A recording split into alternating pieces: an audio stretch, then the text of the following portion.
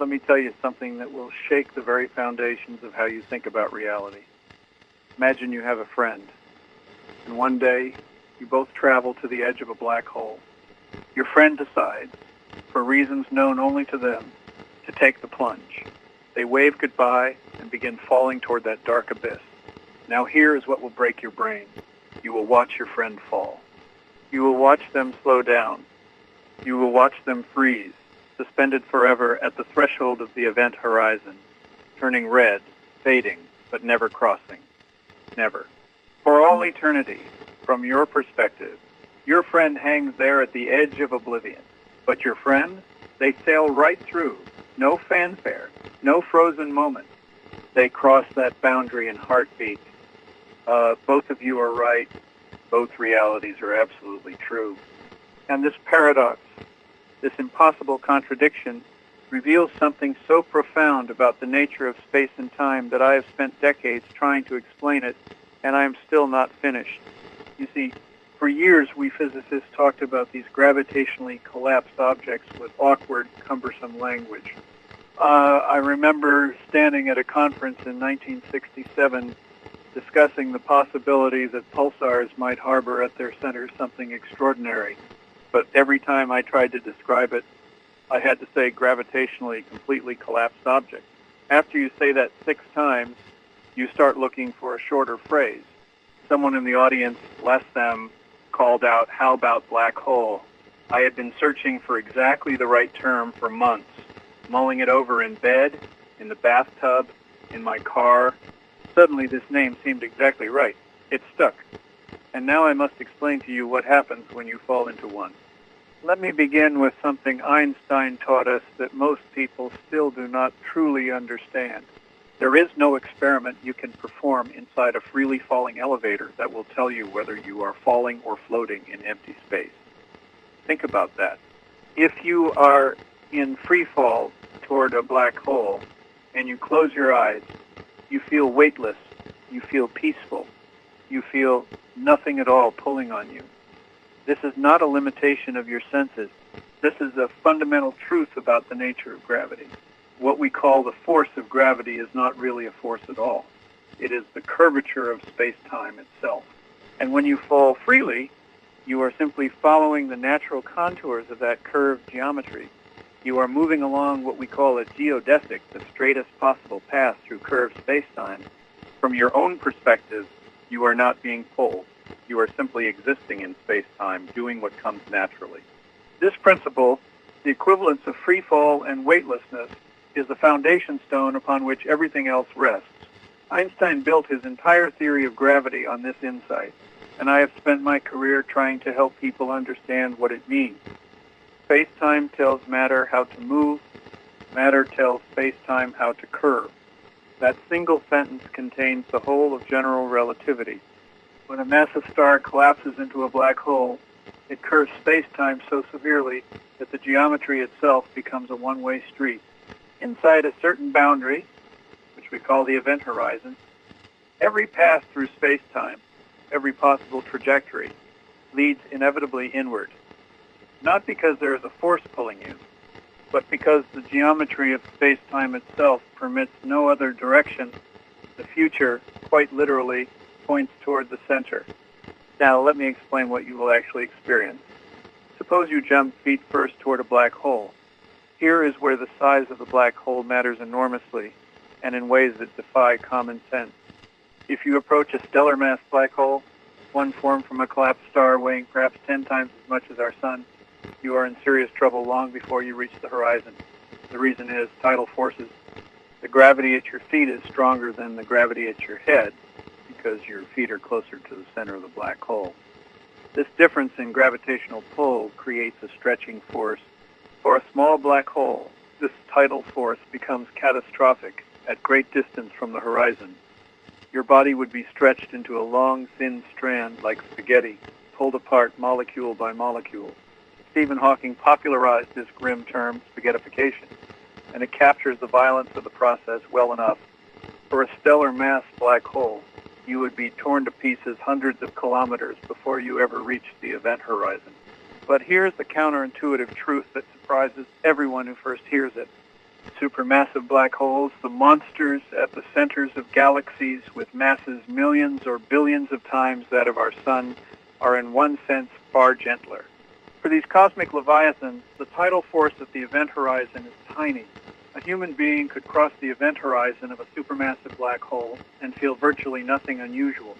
The gravitational pull would be enormous, yes, but the difference in pull across the length of your body would be negligible.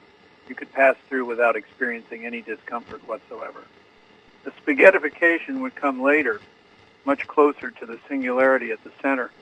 For the black hole at the center of our own Milky Way galaxy, which has a mass of about 4 million suns, the event horizon lies nearly 12 million kilometers from the center. At that distance, the tidal forces are imperceptible. You would cross from the universe, into the interior of a black hole, and you would notice nothing special about that moment. This is the strange part. This is where reality becomes almost impossible to describe without contradiction. From your perspective as the falling observer, you cross the event horizon in a finite time by your own clock. A few heartbeats, perhaps. You see the stars of the universe shifting and bending around you as light from the cosmos spirals in. The sky narrows above you as you fall deeper into the gravitational well, but your wristwatch keeps ticking normally. Your heart keeps beating at its usual rate. The laws of physics, as measured locally by you, remain perfectly ordinary. Einstein's equivalence principle guarantees this. Nothing special happens at the horizon from the perspective of someone falling through it. But for your friend watching from a safe distance, they see something entirely different. They watch you approach the horizon and slow down. Not because you are actually slowing down in any physical sense, but because the photons carrying information about your position must climb out of an increasingly steep gravitational well. Each photon loses energy as it escapes, stretched to longer wavelengths, shifted toward the red end of the spectrum, and the rate at which photons can escape decreases as you approach the horizon. From your friend's perspective, you turn red, you dim, and you appear to freeze at the boundary. The last photons escape carrying an image of you, suspended eternally at the threshold. Your friend could wait until the stars burn out and the galaxies fade, and they would never, in principle, see you cross that boundary. This is why we once called these objects frozen stars. Everything that ever fell in appears from the outside to remain forever suspended at the surface. Yet you have crossed. You are inside, falling toward the singularity, experiencing time and space in ways that have no analog in the universe outside. Inside the event horizon, the nature of space and time undergoes a transformation so radical that our ordinary language fails. The radial direction, the direction toward or away from the center, takes on the characteristics of time. The future is no longer some vague direction through the temporal dimension. The future is the singularity. Every moment that passes brings you closer to it. You cannot avoid it any more than someone outside the black hole can avoid moving into tomorrow. The singularity is not a place in space.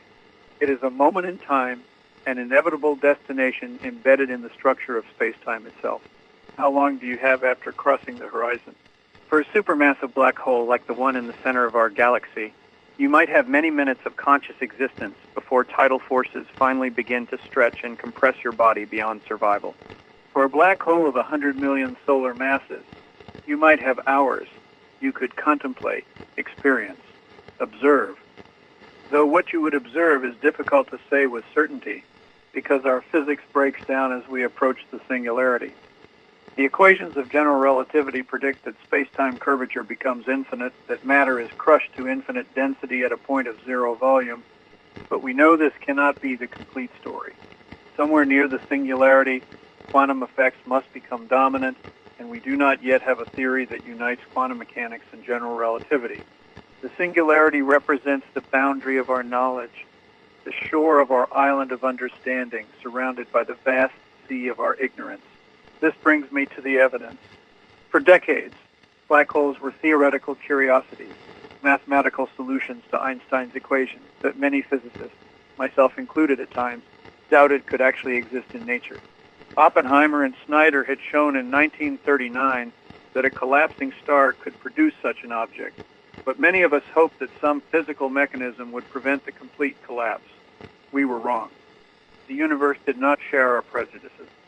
In April of 2019, the Event Horizon Telescope collaboration released an image that rendered the abstract concrete. 8 radio telescopes scattered across our planet, working in concert, produced a picture of the supermassive black hole at the center of the galaxy Messier 87. There it was, a ring of glowing hot gas encircling a dark shadow. That shadow is the silhouette of the event horizon, the boundary beyond which light cannot escape. The ring represents photons orbiting just outside, spiraling through warped space-time. In 2022, they released a similar image of Sagittarius A star, the black hole at the center of our own galaxy. We can now see these objects, not through inference, not through mathematical deduction alone, but directly through light gathered from across the cosmos. The gravitational wave detectors, LIGO and Virgo, have heard black holes. In September of 2015, they recorded the chirp of 2 black holes spiraling together and merging into one.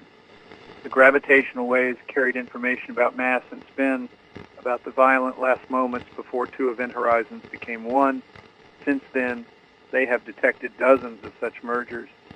Each detection confirms what Einstein's equations predicted. When black holes collide, space-time shudders, and those shudders ripple outward at the speed of light. We have also observed stars at the center of our galaxy whipping around an invisible point at thousands of kilometers per second. The orbits of these stars reveal the presence of a concentrated mass of 4 million suns confined to a region smaller than our solar system. There is no other explanation consistent with physics as we understand it. Black holes exist. They are real, and they behave exactly as our theories predict. What does all this mean? What does it tell us about the universe we inhabit? It tells us that space-time is not the fixed, unchanging stage we once imagined. It is dynamic, flexible, capable of being warped and twisted and even torn. It tells us that the physics of the very large and the physics of the very small must ultimately be unified, because at the singularity inside a black hole, both domains collide. It tells us that the universe is stranger and more wonderful than our intuitions, evolved on a small planet orbiting a modest star, could possibly have anticipated. The cosmos does not care about our comfort. It presents us with paradoxes and impossibilities that are upon deeper investigation. Neither paradoxes nor impossibilities at all. They are merely invitations to think more carefully. I have always believed that the universe is comprehensible, that nature, however strange, can ultimately be understood by minds that evolved within it. The black hole represents a frontier of that understanding. It is a natural laboratory where gravity reveals its most extreme face, where space-time shows us what it is capable of when pushed to limits we cannot replicate here on Earth. We have photographed its shadow, we have heard its collisions, and we have calculated with remarkable precision what would happen to any traveler bold enough or unlucky enough to fall in. The falling observer and the distant observer see utterly different realities, yet both are correct within their own frames. Neither can claim privileged access to the truth. This is perhaps the deepest lesson of all. Reality is not absolute. It depends on where you stand and how you move through the curved fabric of space-time.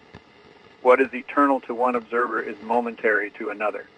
What is frozen in time from one perspective flows smoothly from another. The black hole forces us to abandon our intuitions and accept a more subtle, more beautiful, more surprising truth about the nature of existence.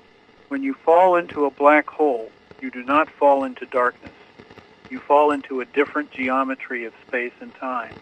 You fall into a region where the future is not open but constrained, where every path leads to an ending we cannot yet describe with confidence. But you fall all the same. Time passes for you. Life continues until it cannot. And from the outside, an image of you persists at the boundary, a frozen moment preserved in stretched photons for as long as the universe endures.